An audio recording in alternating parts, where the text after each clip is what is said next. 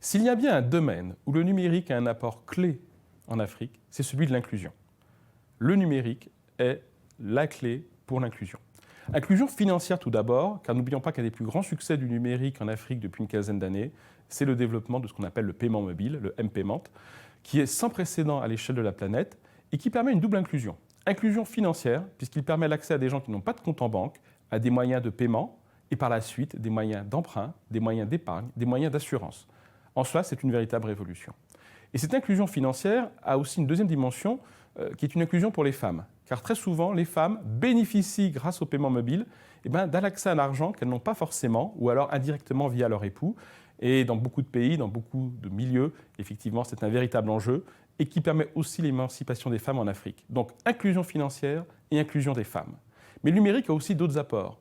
Je pense notamment à l'éducation. Aujourd'hui, il y a des véritables enjeux à développer la e-éducation en Afrique. On est au tout début de l'histoire. Les chantiers sont colossaux, aussi bien pour les écoles, les collèges et les lycées, mais également la formation professionnelle, car l'Afrique a un véritable enjeu à former des gens pour avoir un emploi, et notamment dans le numérique.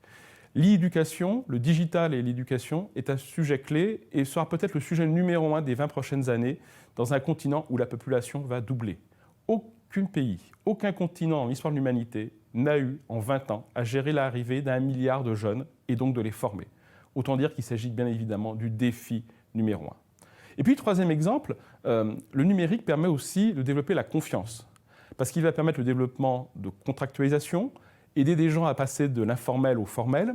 Et puis, avec des technologies comme la blockchain, c'est cette dimension confiance qui est renforcée dans les contrats, dans les décaissements, dans les appels d'offres publics.